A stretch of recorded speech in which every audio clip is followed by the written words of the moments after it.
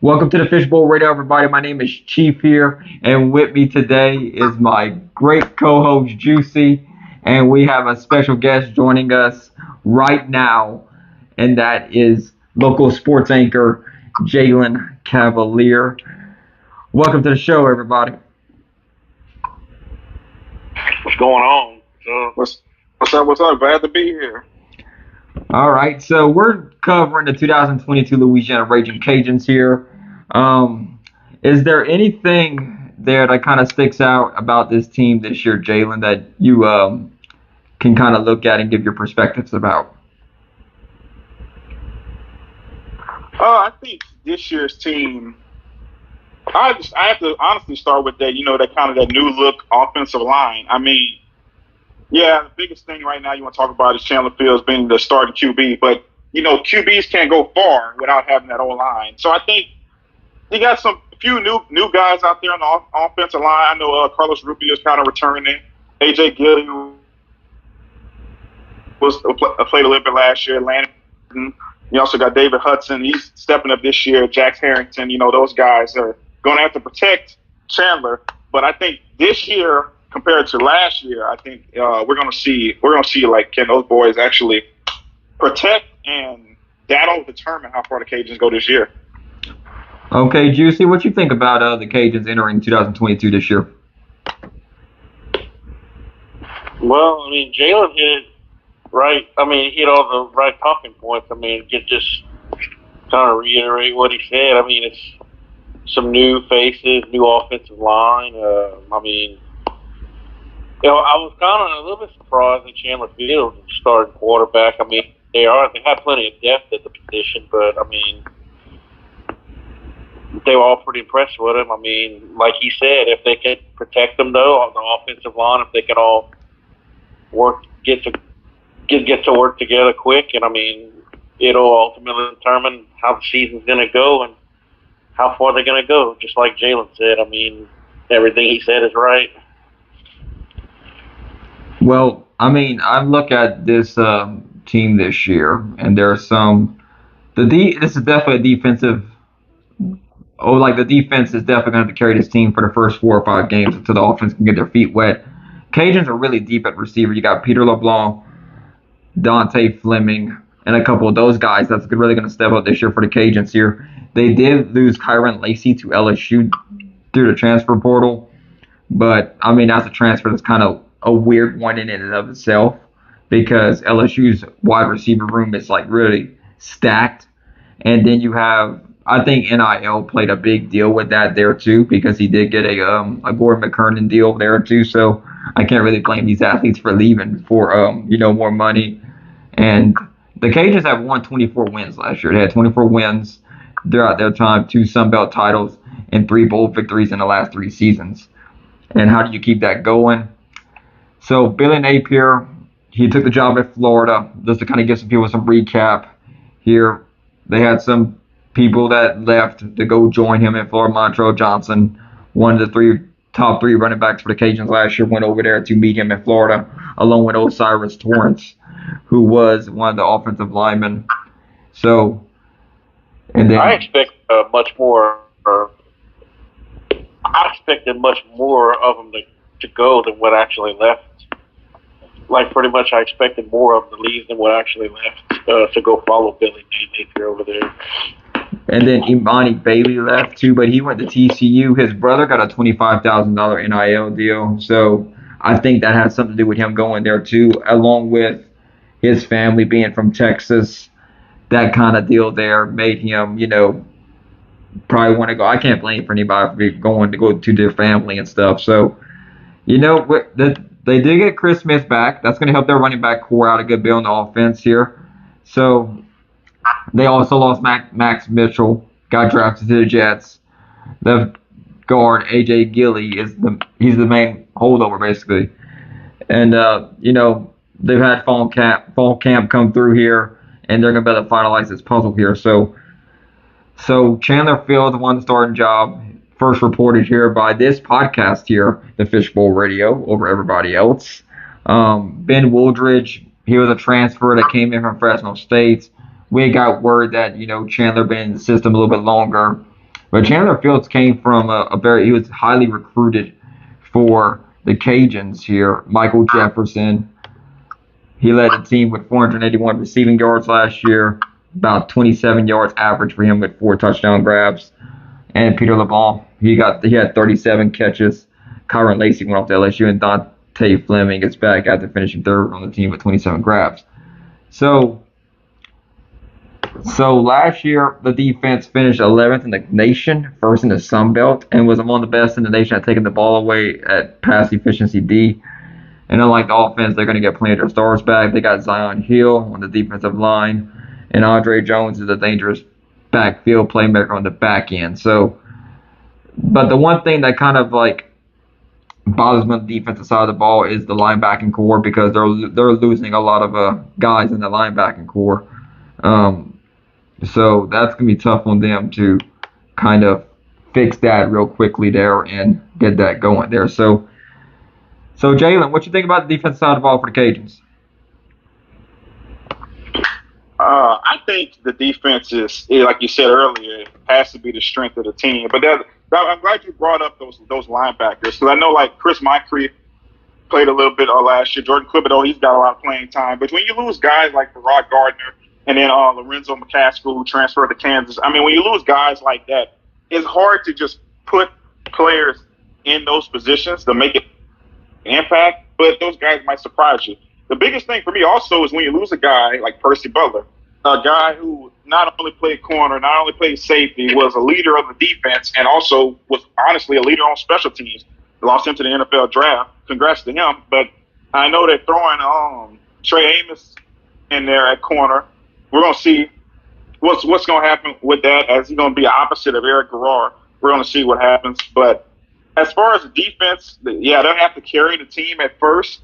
Into the offense, get things going, and with Chandler and Chris Smith returning is probably Chandler's favorite thing so far because he has somebody that he can trust, somebody that's been in that backfield, and it'll just help him flourish on offense. And like you said, defense, they just have to do what they do. They're good at taking away the ball. They're good at getting picks. I mean, they have to continue. You got to build on it because every year you're going to lose people and you got to plug people in there. But I think UL will be great on defense to help that offense. Okay, Juicy, what you think? Well, I mean, it's like y'all were both saying. I mean, the defense has to certainly carry a lot of the load, especially until the offense can really gel together. And he brought up a good point about losing the leader. I mean, I want to know is who's going to step up in his place, for like who's going to take over and be like that leader that they lost, And the linebacking core, I mean, I think like I know you're worried about them first few games, or you worried because they're kind of new, but I mean, I think they'll be all right, especially once they get their feet wet a little bit. I think they'll have a couple of games to start off with. I think they'll be good to go. But I mean, I'm pretty optimistic about the defense. I don't think they're gonna. I think they're in a lot better shape for sure than the offense. Like we all can agree on. Okay, so we can all agree on this here. The Sun Belt Conference is going to be tougher this year. That's one way these predictions work here. But the Cajuns, their schedule is kind of more along the lines of a little bit easy in regards to their first 4 games for sure. You open up with Southeastern, Louisiana. Then you stay at home, you play Eastern Michigan, go on the road to take on at Rice. Then you got ULM. I think that is a great good way. That is a great first 4 games of this season. A good way. Wait, what you see? To get some rest. I was just trying to say it's a good way to get some tune-up games for those new faces and really get to play with each other. All right, Jalen, what you think about the first 4 games of the season for the Cajuns? I think that first game of the season against Southeastern, I think that game right there is going to determine a lot because not only will a lot of players be playing like starting or getting a lot of playing time in their first home game of the season with adding these new teams to the Sun Belt, but also you're playing a Louisiana team that's coming in your house. You don't want to lose. You don't want to play sloppy. So that would be both factors will play into how UL will do this season because if they can get past this first game and be like, okay, we got this, and Coach Daz will see, all right, we played against this team that's another team is in Louisiana, we beat them. Now we got to move on and play Eastern Michigan the next week, and then we got Rice the week after. Then we go against ULM. I think UL could possibly, I can see them going 4-0 in those games, but time will tell, and you have to. The players all have to gel and work together, so I'm actually excited to see that first game of the season. I think the gelling part on offense, with Chandler being there for so long, they know how he throws the ball, the guys that have been there before. So I think the gelling part might not be as that might be part of the reason why they actually went with Chandler because he had been in the system a little bit longer there too. They're not going to come out and completely say like, yeah, he does this really well because you're giving up too much information to the other teams anyway to say that. A lot of these coaches anyway, in big time college football, they just like, yeah, we believe in this guy. He's all right guy. Like, come on now. Sometimes that stuff is just you don't want to give up too much information anyway. It's coach talk basically, which is it. I think it's a good thing for them. You're kind of protecting yourself. You want to know what that other team's thinking, and you want to try to throw them off base a little bit. So with Chandler being there for so long, I think it really does help that Cajun offense more than it would have been if Ben would have been there. It's not a detriment on Ben's abilities. It's just familiarity with the offense. And, with Coach Desimo being there for the whole time Chandler was there, I think really helped him as well. So we're going to make predictions right now for the 2022 Louisiana Ragin Cajun football season here. So we're going to go around the horn here. I'll give you my pick, and y'all give me y'all's. Louisiana versus Southeastern Louisiana week 1 for the Ragin Cajun football team. I got Louisiana winning that game there. What you think, Juicy?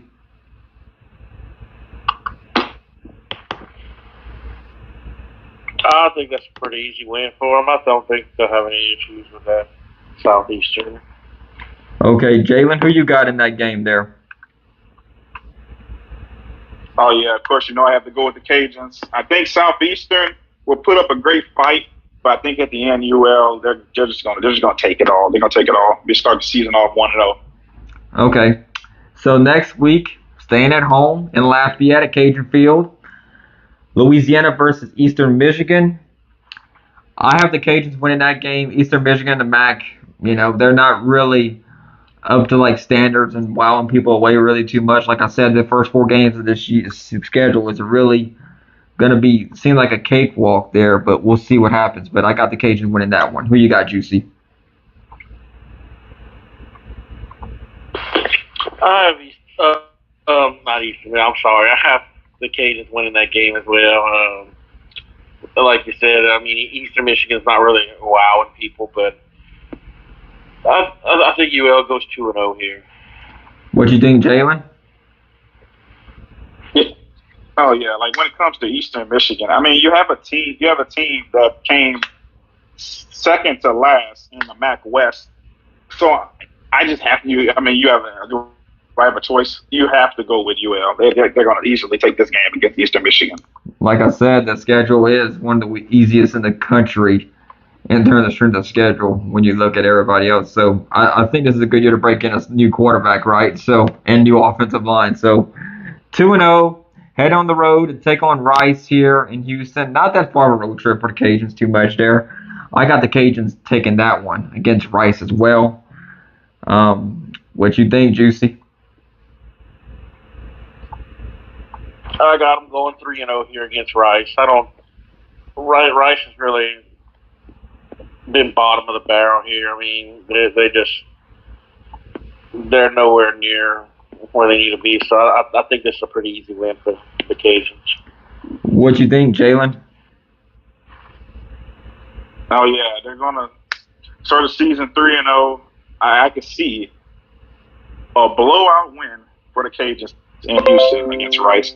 Because Rice, I mean, yeah, they're in Conference USA, but they're always at the bottom of the barrel. I feel like every season. So yeah, UL is going to easily beat this game. All right, staying on the road here, going up to Monroe, Louisiana. Cajuns are going to take on ULM. This one here, this could be a trap game. This really could be a trap game because you got South Alabama right after that one. So this one could be a trap game. Some people don't say that ULM is a rival. I think they are. I've always thought they were to the Cajuns. I think the Cajuns go up there and win, but man, dude, like sometimes ULM they'll play Cajuns rough at times here. I mean they close game last year was an 8-point win for the Cajuns last year, and if you go back to 2019, they had to kick a field goal. The Cajuns had to kick a field goal late to win it, basically. So, but 2020 is the outlier in that with a 70-point drop they had in that game. So I got the Cajuns winning against ULM. What you think, Juicy? I agree with you. I mean, I think UL's gonna edge this one out. I think it's gonna be one of those. I think it's gonna be decided by like a goal or something because you never know what happens with these. But it could be a trap game. UL has to be careful with this. I mean, they got to take care of business, but every time they play them, it's always, for the most part, it's usually pretty interesting. But I think UL is going to edge it out and go 4-0 here. We'll see what Terry Bowden's squad has against the Cajuns there. But what you got, Jalen? So when you start the season off 3-0, as we all predicted that the Cajuns would do, I know in those players' mindset, they're like, oh, yeah, you know, we beat ULM every year. It doesn't matter if it's in Monroe or it's at Cajun Field, and then we're undefeated. We're going to go in and just blow them out. But that might not be the case. I'm still picking the Cajuns to win in a close game. But I'm not saying they'll get cocky, but it's like when you're feeling good and you're going into another team's territory like ULM, they're going to put up a dogfight. I think that might be the biggest road test for the Cajuns this year on this schedule against ULM. So it's going to be a great one, but I still got the Cajuns winning, and they'll be 4-0 to start the year. Okay, so we're going to move back home to Cajun Field, taking on South Alabama for homecoming. South Alabama usually plays the Cajuns rough no matter where they go. I don't quite think South Alabama's there yet. The Cajuns are not going to repeat what they did last year, I don't think, like in terms of records and stuff, because it's just tough. A lot of Vegas has Cajuns winning 8 games. I think they'll beat South Alabama at home. I got them going 5-0 to start off the year, but it's gonna be a tough one. I think we'll see what they're made of basically in this game. I think as they open Sun Belt Conference play. So, Juicy, what you got? I think I have to agree with you too. South Alabama is going to be a tough one. I think it'll be a good rebound from a struggle with ULM, but I think they'll handle their business being back at home and go 5-0 here. But that's another one of those games where sometimes it could be a toss up because it could be close. But I think they'll be 5-0. What you think, Jalen? Yeah, I gotta agree with both of y'all. I think that the Cajuns will come out there, take care of business, beat South Al. And for the record, though, even though it is homecoming and everybody is pumped up and ready because you gotta love homecoming, the Cajuns have beaten South Al. Their record is 5-0 since they've been playing them when the Cajuns play at home. So I think that is going to be that record is on the line, and like I say, it's homecoming. The Cajuns are going to take that one against South Al. Okay, a Wednesday game, midweek game going on the road to Huntington, West Virginia to take on the Marshall Thundering Herd. Rasheen Ali has been one of the best running backs, not just in the Sun Belt, but the entire country. This one here, I'm gonna go with a loss. I don't think the Cajuns will be able to go up there and pull it off there, because I just think that I know he's not with the team right now, Ali.